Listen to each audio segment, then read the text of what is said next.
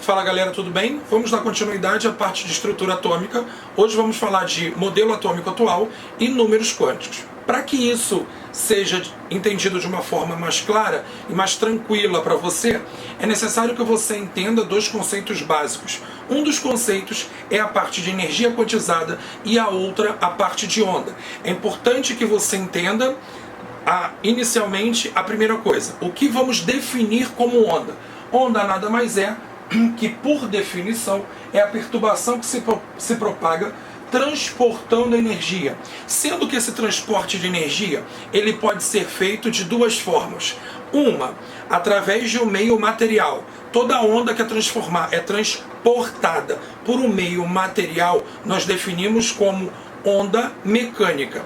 E toda onda mecânica é necessário a presença de um meio material. Exemplo desse tipo de onda mecânica é o que nós definimos como som. O som é um caso de onda mecânica. Agora, uma onda que não precisa de um meio material para ser transportada, uma onda que não precisa de um meio material para ser propagada, para se propagar, a gente define como onda eletromagnética, que é o caso de luz, ok? Então toda onda que precisar de um meio material para ser propagada, definimos como onda mecânica. Exemplo disso, sol. Quando nós não precisarmos de um meio material para que haja a propagação de uma onda, definimos essa onda como eletromagnética, que é o que você tem hoje no seu cotidiano, exemplo de luz. Ah, Muniz, mas por que você está entrando nesses dois conhecimentos basicamente físicos? Para que você entenda a ideia de Niels Bohr, quando ele fala da emissão de luz, quando há o salto de um elétron de uma camada para outra. Outra coisa importante que você precisa entender é a teoria de Max Planck. Max Planck ele definiu uma coisa que nós hoje chamamos de energia quantizada. O que é energia quantizada? O que esse Max Planck fez mais ou menos no meio do ano de 1900? Max Planck ele estava tentando explicar a emissão de radiações. E com isso, ele percebeu que a energia transferida de um corpo para outro, ela acontecia de forma descontínua. E essa descontinuidade, ela era justificada por conta da energia ser transferida de um corpo para o outro em pacotes definidos. Esses pacotes definidos nós chamávamos de quanto, ou quanta, energia quantizada. A partir daí, você consegue entender a parte de modelo de Bohr. O que Bohr definiu? O Bohr ele tinha alguns postulados. Primeira coisa, o modelo de Bohr ele era o núcleo formado por prótons. Ao redor desse núcleo você tinha órbitas circulares. Então a região central do núcleo de Bohr, você tinha uma região central chamada de núcleo, e as regiões ao redor desse núcleo eram órbitas circulares denominadas de eletrosferas. E aí, essas órbitas estacionárias que Bohr definiu, elas tinham determinadas quantidades de energia. E quanto mais afastada eram essas órbitas, maior a quantidade de energia que cada um desses elétrons localizados nessas órbitas possuíam. E aí, o que acontecia? Eu tinha elétrons, e esses elétrons eles recebiam energia de uma fonte externa. Quando isso acontecia, ele dava um salto de energia e se afastava. Ou seja, ele procurava uma órbita compatível à sua quantidade de energia. Ou seja, a quantidade de energia inicial que ele tinha por ele estar localizado nessa órbita, e a quantidade somado à quantidade de energia que ele adquiriu por absorção de uma fonte externa. Beleza. Quando ele faz essa absorção de energia, quando ele absorve energia de uma fonte externa, ele se afasta do núcleo. Ok.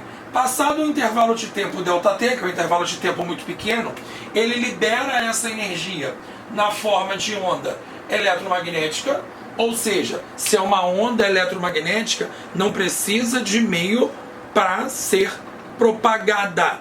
Então, ele emite essa onda, essa quantidade de energia na forma de onda eletromagnética que nós definimos como luz. Então, a partir daí, você tem a justificativa da luminosidade causada nos fogos de artifício após as suas seguidas explosões.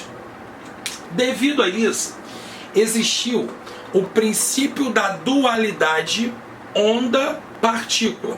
Esse princípio da dualidade onda-partícula era que num determinado momento o elétron ele se comportava como onda.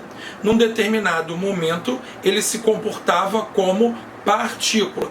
Esse efeito, esse princípio é chamado de princípio da dualidade de de Broglie, ok? Beleza. O próximo princípio é o princípio da incerteza de Heisenberg. O princípio da incerteza de Heisenberg define que quando partículas muito minúsculas por partículas muito minúsculas, você não consegue definir com precisão simultaneamente a sua posição e a sua velocidade. Ou seja, como a massa do elétron ela é muito pequena, você não consegue definir com precisão a posição e simultaneamente a velocidade desse elétron.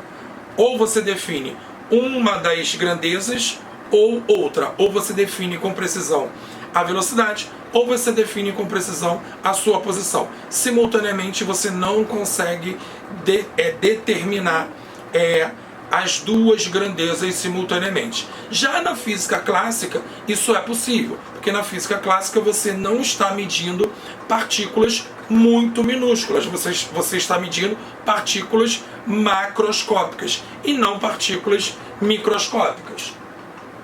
Princípio da exclusão de Pauling. Esse princípio da exclusão de Pauling, que é um outro princípio importante que cai em algumas vezes no vestibular, ele foi determinado a partir de uma expressão matemática formada por um cara chamado de Irving Schrödinger.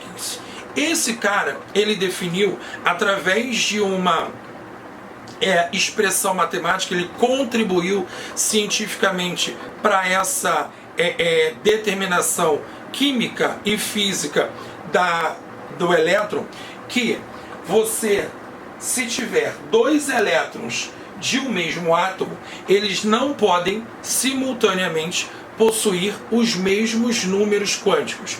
Então calma aí, Muniz, o que são os números quânticos? Os números quânticos, eles são 4 valores capazes de definir para você a localização de um elétron numa determinada eletrosfera. Então, através dessa expressão matemática do Irving, essa expressão matemática, ela era capaz de determinar para você a localização do elétron. E aí, o princípio da exclusão de Pauling justifica para você, através dessa expressão matemática, que é impossível que no mesmo átomo de um elemento químico, 2 elétrons possuam simultaneamente os mesmos números quânticos. Isso não é possível. Com isso, a gente consegue definir os números quânticos. Eu tenho basicamente 4 números quânticos.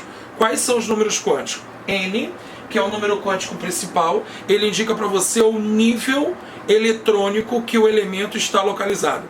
Galera, quantos níveis eletrônicos nós temos? 7 níveis eletrônicos. Ele varia nível 1, nível 2, nível 3, 4, 5, 6 e 7. Esses níveis eletrônicos, eles correspondem às suas camadas eletrônicas. Camada K, cabem no máximo 2 elétrons. Camada L, cabem no máximo 8 elétrons. Camada N, cabem no máximo 18 elétrons. Camada N, cabem no máximo 32 elétrons. E assim sucessivamente, indo até a camada Q. O número quântico L, que é conhecido como número quântico secundário ou número quântico azimutal, ele define para você o subnível onde esse elétron que você está analisando está localizado. Galera, entenda uma coisa. Os subníveis possíveis que nós temos no diagrama de Linus-Pauling são 4 subníveis. Subnível S, subnível P, subnível D e subnível F. O subnível S cabem no máximo 2 elétrons. O subnível P cabem no máximo 6 elétrons. Subnível D cabem no máximo 10 elétrons. E o subnível F cabem no máximo 14 elétrons. Ok? E aí, eu tenho os valores possíveis para o L. O L, ele pode ser 0, 1, 2 ou 3. Ele vai ser 0 quando o seu subnível for o subnível S. Ele vai ser 1 quando for o subnível P. Ele vai ser 2 quando for o subnível D. E ele vai ser 3 quando for o subnível F. Número quântico magnético, que é o terceiro número quântico possível, ele vai indicar para você a localização do elétron que você está analisando dentro dos orbitais. Muniz, o que é um orbital? Orbital é o lugar do espaço, o lugar geométrico do espaço, onde eu tenho a maior probabilidade de encontrar um elétron. Então, a maior probabilidade de você encontrar um elétron em um determinado conjunto de números quânticos, em um determinado átomo químico, vai ser dentro desse orbital que ele vai ser localizado. E aí, os orbitais, eles variam de acordo com a quantidade de números de elétrons que cabem em cada um dos subníveis. Então vamos pensar numa coisa. Em cada orbital cabem no máximo 2 elétrons, cada um girando num sentido, um no sentido horário, outro no sentido anti-horário. Tanto que eles são dispostos dentro dos orbitais por representações distintas. Um vai estar virado para cima, o outro vai estar virado para baixo. O subnível S cabem no máximo 2 elétrons. Então, quantos orbitais eu vou precisar? 1. O subnível P cabe no máximo 6 elétrons. Quantos orbitais no máximo eu vou ter? 3. O subnível D cabe no máximo 10 elétrons. Quantos orbitais eu vou necessitar? 5. O subnível F cabe no máximo 14 elétrons. Quantos orbitais eu vou precisar? 7. E o número quântico magnético, que é o M, ele é o número de cada orbital. Por exemplo, o subnível S sempre terá número quântico magnético igual a 0. O subnível P pode ter 3 números possíveis magnéticos: -1, 0 e +1. O subnível D pode ter quantos números quânticos magnéticos possíveis? 5, -2, -1, 0, +1 e +2. O subnível F pode ter quantos números magnéticos possíveis? Variando de -3 até +3. O último número quântico. Esse último número quântico define para você o sentido de rotação de um elétron. O elétron, ele quando for alocado no seu orbital, ele sempre vai começar sendo distribuído do orbital da esquerda para o orbital da direita, e aí por uma convenção ele vai estar voltado para cima, e por convenção esse S vai valer -1/2. O que significa esse -1/2? Esse menos significa sentido anti-horário, ou seja, ele é negativo. Esse 1/2, 1 entre 2 elétrons, está girando no sentido anti-horário, no sentido negativo voltado para cima. E o positivo vai estar virado para baixo.